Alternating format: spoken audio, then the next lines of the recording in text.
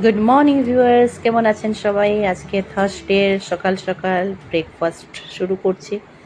ভাবলাম আপনাদের সঙ্গে শেয়ার করি, গল্প করি অল্প একটু। এদিকে কারি পাত্তা রেডি করে দিয়েছি, যেরকম দেখছিলেন ছোট ছোট পেঁয়াজ কাটা কুচানো আর টমেটো কুচি, তার সঙ্গে লঙ্কা কুচানো।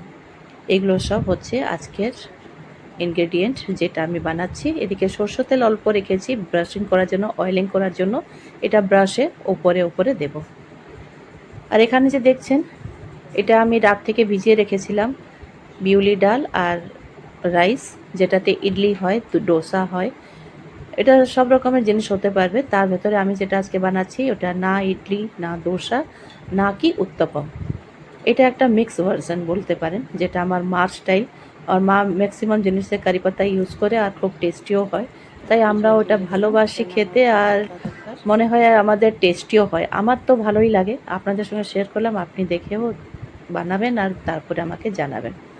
কনসিস্টেন্সি দেখছেন কীরকম? আগে একটু মোটা ছিল, একটু জল মিলালাম, একটু পিঙ্ক সল্ট দিয়েছি।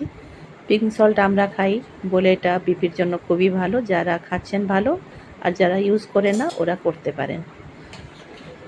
তো আমি ওই বেটারের সঙ্গে এই যে সব মিলিয়ে দিলাম। অল্প পেঁয়াজ, যতটা যেরকম যার পছন্দ। লঙ্কাগুলো আমি রেড কালার এই জন্য চয়েস করেছি, কেননা কারি পাত্তাটা গ্রিন, তার সঙ্গে লঙ্কাটা বোঝা যায় না, ওটা খাওয়ার সময় কারো গালে লাগবে। তাই আমি অরেঞ্জ বা রেড কালারের লঙ্কাগুলো ম্যাক্সিমাম ওখানে দিয়েছি, তাকে বোঝা যাবে যে কোনটা দিয়ে। অবশ্য এখানে টমেটো আছে একটু রেড কালার, কিন্তু টমেটো সাইজটা বড়, তাই লঙ্কাটা বোঝা যায়। এগুলো সব মিলিয়ে দিলাম একসঙ্গে। মিলিয়ে একবার একটু টেস্ট করে নেবেন। আমার এটা হ্যাবিট, আমি করি, তাই আপনাদেরকেও বলি যে কোনো জিনিস আমি বানালে আগে নিজে টেস্ট করি, তারপরে লোককে খেতে দিই। ডোসাতে একটা জিনিস হয়, আপনার তাওয়াটা পুরো গরম করে দিয়ে ওখানে আগে জল ছিটা দেয়, জল ছিটা দিয়ে আবার মুছে দিয়ে ডোসাটা বানায়। কিন্তু এই যে জিনিসটা হচ্ছে, ওইটাতে আমরা জল দিই না, তাওয়াতে অল্প সরষের তেল স্প্রেড করে দিই। সরষের তেলই দেবেন, তাহলে এটা সুন্দর টেস্টি হবে, দেখতেও সুন্দর হবে। যারা উত্তপম খেয়েছেন বা দেখেছেন জানেন, ওরা হয়তো ভাবতেই পারেন যে এটা উত্তপম মতোই একটা জিনিস, কিন্তু এটা উত্তপম না। কেননা উত্তপমের বেসটা অনেক মোটা করে তার উপরে এই ইনগ্রিডিয়েন্টগুলো দিয়ে তাকে ঢাকা দেওয়া হয়, আর এটা সব মিলিয়ে তারপরে ওটাকে দোসা মতো বানানো হয়, আর পাতলা। আর এখন হবে আমার নারিকলের চাটনি, মানে রসম। এটা না হলে ঋষির খাওয়াই হয় না। ইডলি হোক বা দোসা বা উত্তপম মতো এরকম উত্তপম দোসা, যে কোনো জিনিসের তার এটাই লাগবে। তাই নারকেল তো এরকমই থাকেই বাড়িতে। আর এই যে যুদ্ধটা করতে হয় সকাল সকাল, এটা অনেক বিরক্তকর আর টাইম টেকিং। চাটনি বানাতে হলে কুড়াতে হবে, আবার তাকে চাটনির জন্য পেস্ট করতে হবে। এত সব ঝামেলা কে করবে? তার জন্য একটা সুবিধা উপায় হচ্ছে, এরকম বার্নারের উপরে নারকেলটা রেখে দাও। নিচের দিকটা মানে হার্ড সারফেস, যেটা উপরের দিকে যেটা থাকে, ওই দিকটা রেখে দেবেন আগুনে। তো অল্প সময় গরম হলে ভেতরের সাদা পোর্শনটা বেরিয়ে আসবে। এটা আমি একবার একজনের রিলসে দেখেছিলাম, তারপর থেকে এই আইডিয়াটা ইউজ করি। যখন একটু কচি নারকেল হয়, যেটা সফট, ওইটা দরকার হয় না, কিন্তু একটু হার্ড হয়ে গিয়ে থাকলে দরকার হয়। আমি তো অনেকটা কেটে বের করে দিয়েছিলাম, না হলে দেখুন কি সুন্দর গোল হয়ে ওটাও বেরিয়ে আসতো। এই যে ইজিলি বেরিয়ে যায়, এটাকে কাটতে খুব সুবিধে। তাই ছোট ছোট টুকরো করে তাকে আমি এখন গ্রাইন্ড করে দেব। তার মধ্যে একটু নিজে খেয়ে টেস্ট করে নেবেন যে নারকেলটা মিষ্টি আছে কিনা, আমার মতো। I got this. I got this.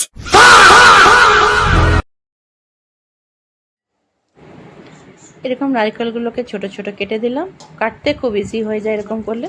আর অল্প একটু জল দেব, লঙ্কা দিলাম।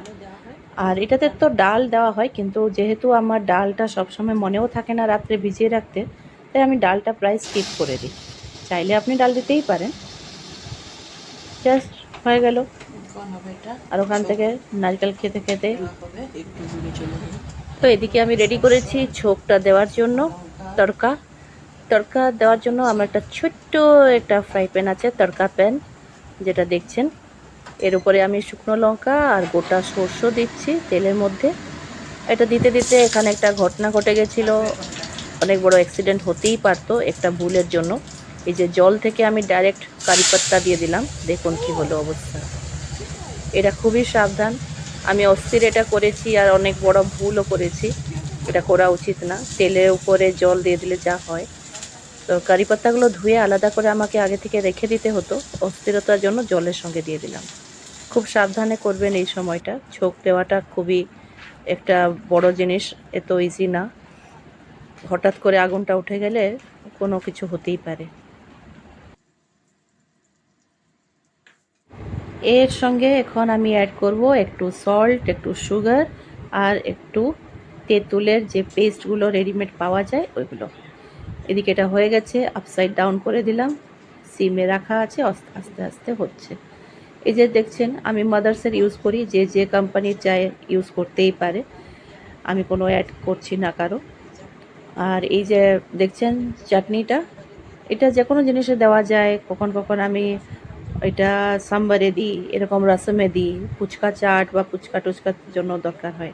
আর সবচেয়ে ইম্পর্টেন্ট জিনিস যে আমি একবার এটাতে বাসনও ধুই, ঠাকুরের যে পিতলের আমার বাসন আছে ওইটার সঙ্গে একটু ইমলি দিয়ে দিলে খুব চকচক হয়ে যায়, তাই আমি ওটাতেও একবার ইউজ করি। এই যে হয়ে গেল আমার ইমলির চাটনি রেডি। এখন যার বেশি পছন্দের জিনিস এটা, তাকে এখন টেস্ট করিয়ে দেখি কীরকম হয়েছে। তার টেস্ট করে দেখুন তো কীরকম হয়েছে।